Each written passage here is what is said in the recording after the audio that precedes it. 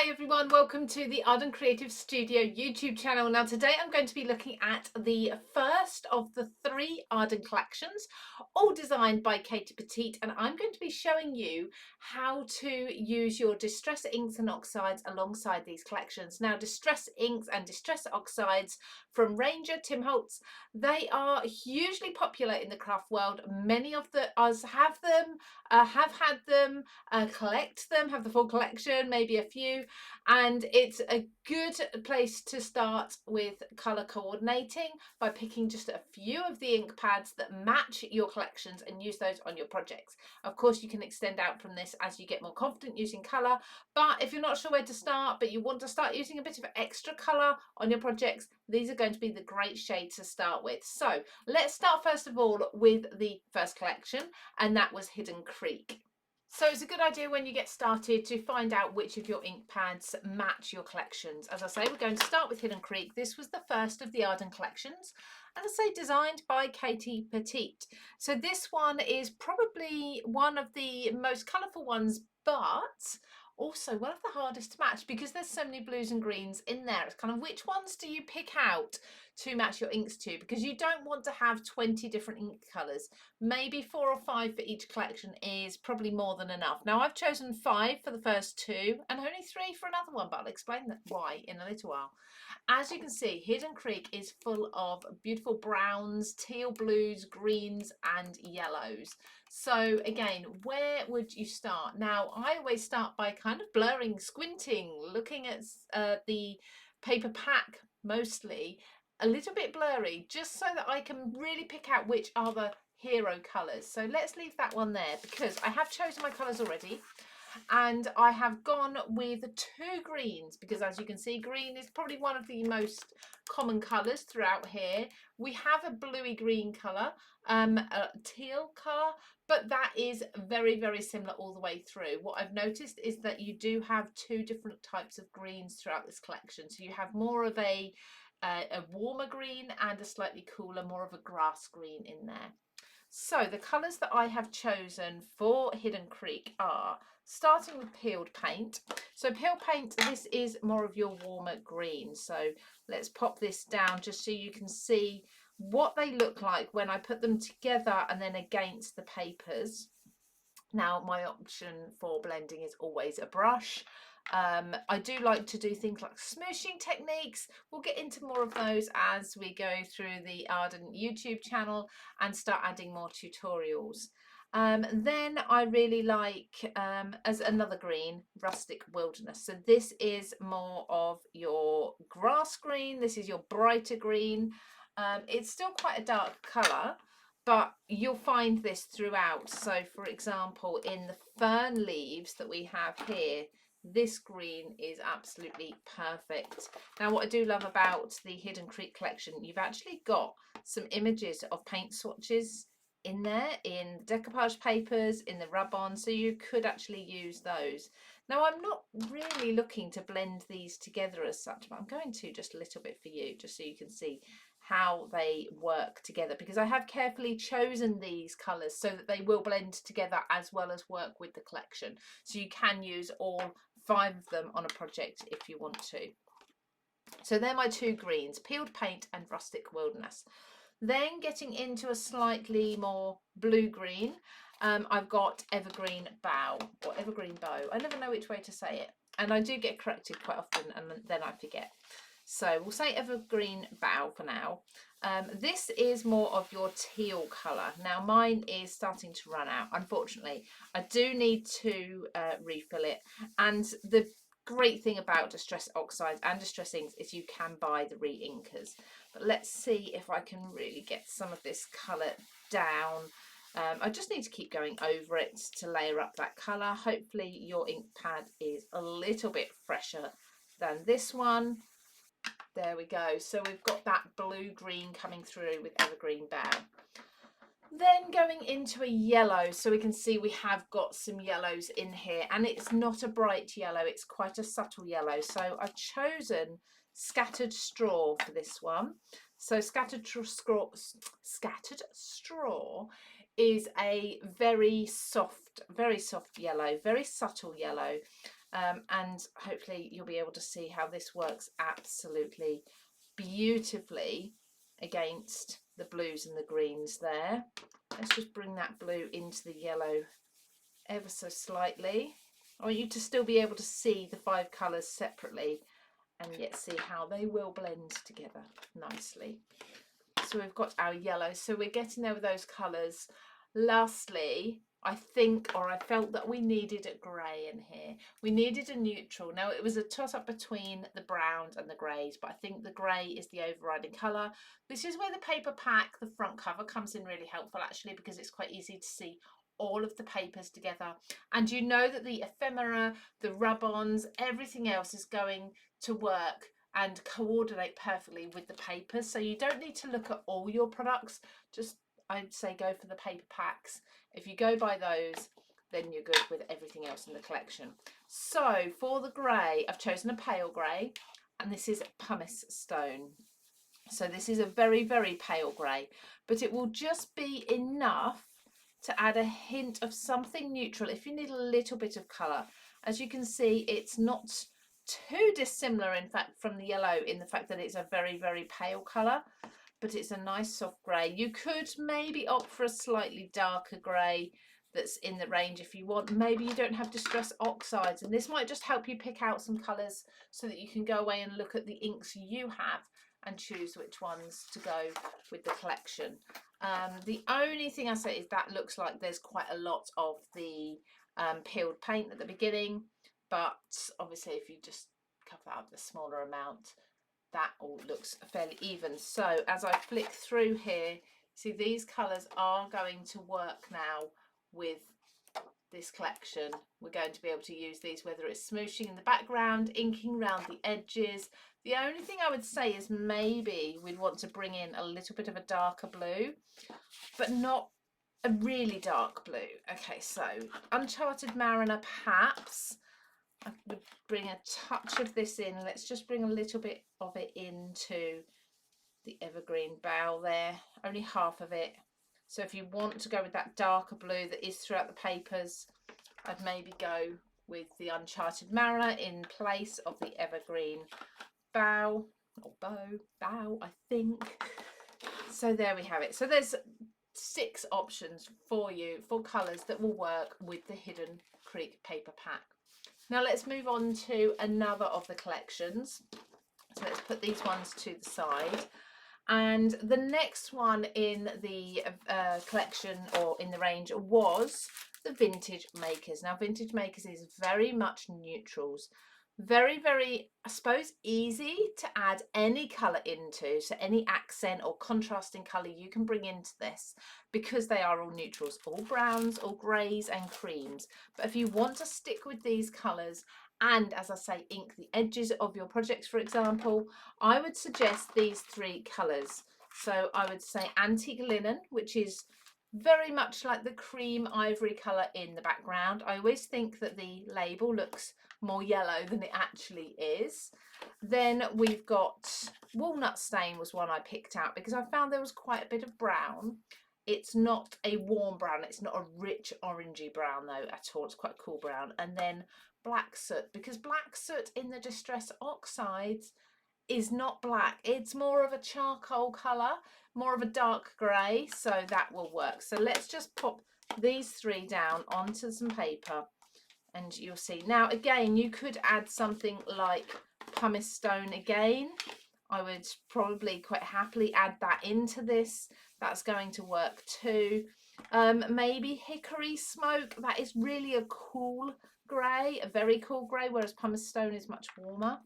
You could use that. So there's a lot of other neutrals within the Distress range that you could use, but personally these are probably 3 that I would grab if I was going to be doing a collection, or rather a project, sorry, using this collection. I think these are the 3 that I would grab from the off.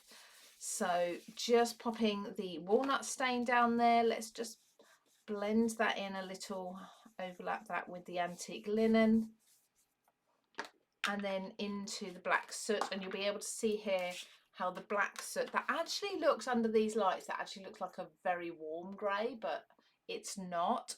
If you wanted to go for something even cooler, in fact, let's just grab that instead, because I would go with frayed burlap, which is just off to the side here. Let's see if I can find my... So this is definitely more of a grey brown. It's a mixture between the two, but if I put it down, you'll see the difference. Well, hopefully you'll be able to see the difference. It's not quite as warm if you prefer not to have that redness to the brown. So maybe you can just about see that difference there. So frayed burlap is an alternative for walnut stain, and it may be just whatever colours you have. So you might not have all of the colours. You may not be like me and gone crazy and collected all of them. And then we've got our black soot for this collection. So black soot, as I say, isn't black. It is in the inks. If you have the inks rather than the oxides, and these colours will still apply, except black soot I just do find very much a charcoal colour and not a deep dark black. So let's just give that blend line a little bit of blending, not a lot.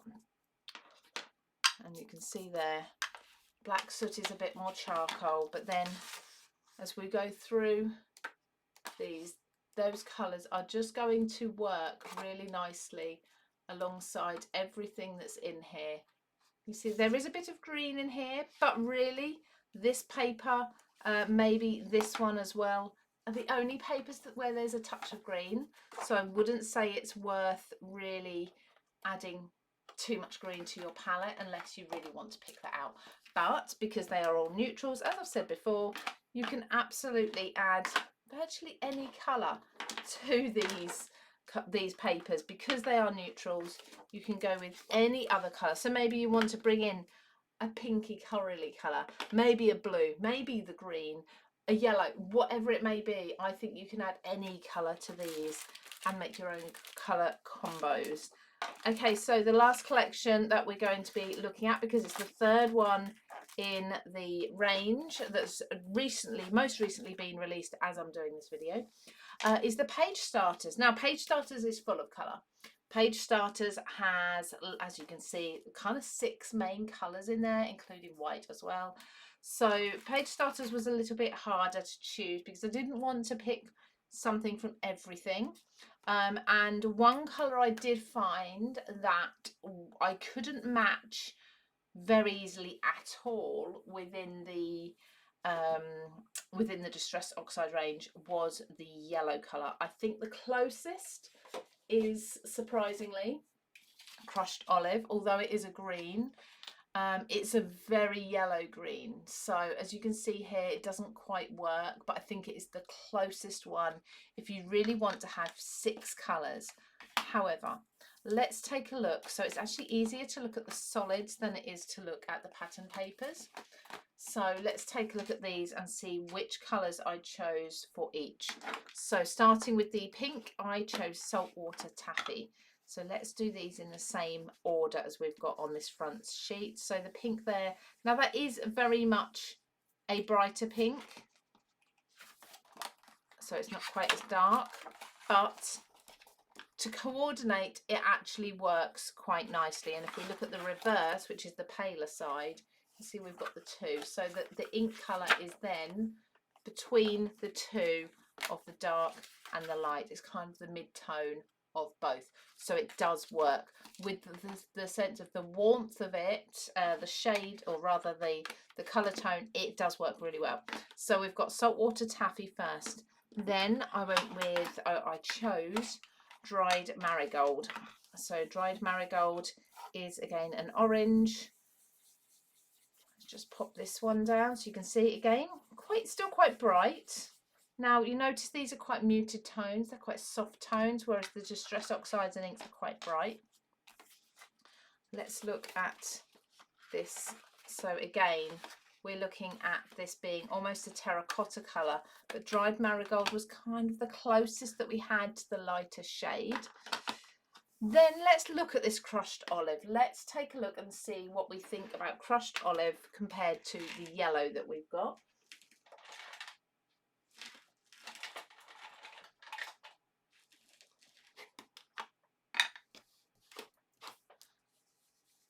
So if I put that down, you can see rather than it being a green, it really is quite close to a yellow. And as I show you there, can you see? I think this is looking really quite warm today, quite bright, but there we go. So that's the closest that we're going to get. It definitely looks more green. It looks more brown on the screen. I could be wrong, could be to do with the lighting. Definitely looks more green in real life, but that isn't too far off, and certainly the closest of all the colours. Then coming down to the green here, so the darker green that we've got two here in fact. So I've gone with Bundled Sage. I've actually gone with the lighter shade of the green rather than the darker one. So Bundled Sage is a lovely soft green, and we've certainly got the soft green in the lighter version of this one. So I suppose this one would probably be quite close to Rustic Wilderness, and we can absolutely put that down too, just so you can see the difference. So there's the lighter green. Again, I really need to re-ink this one. And then we had Rustic Wilderness just here. So we did use this previously with the Hidden Creek collection. So let's just add that one in there. So they are the two greens that I would be using for this green here. Then we have got the kind of blue green. It's quite a dark one. So I've got pine needles here. So for this one here, pine needles. And I do love this colour. This is one of my favourites. And in fact, I had this colour, pine needles, for a very long time before I even used it. Because I just didn't expect it to be as vibrant as it is. And lastly, this blue. Now this blue has to be my favourite. Uncharted Mariner, 100 times my favourite of all of the Distress Inks and Oxides. I just absolutely adore it. It's a beautiful, beautiful blue. It's got a hint of green in it as well. It's a cool blue. It's not a warm blue. But yeah, so there's my Distress colours. As you can see, they're much brighter in the inks. But again, if you're inking edges, if you're creating backgrounds through the stencils, for example, these colours are going to work really, really well. Now, I don't know why through the camera, the papers are actually looking much more dull, not as bright as they are in real life, yet the inks are showing up really nicely. I'm not sure why that is, a very strange phenomenon. But I think these are the closest that you are going to get with the Distress inks. And as I say, that's also going to work for the Distress Oxides and inks as well. So both, whether you've got inks or oxides, either way. If you have the spritzes and the sprays, and like I say, you want to go through the stencils, if you want to be recolouring some paste to go through the stencils maybe, these colours that I've chosen for you are going to work. So try them out. Let me know if you found any other colours that you think work better maybe, and just let us know in the comments. And if you've got other types of inks that you use rather than Distress. I know Distress are extremely popular, but there are many other brands out there. Let us know. Let us know so we can explore those colours for you and find out for you which ones are going to work best with your collections. So also let us know in the comments if there's types of videos that you would like to see on the Arden Creative Studio channel. We have lots of tutorials, lots of walkthroughs, lots of tips and tricks like these. But if there's anything that you feel that you are missing and would like to know, comment below and we will see what we can do to get those done for you. So thank you everybody. We'll be back next week with another tutorial, and for now, have a fabulous day. I'll see you soon. Bye bye.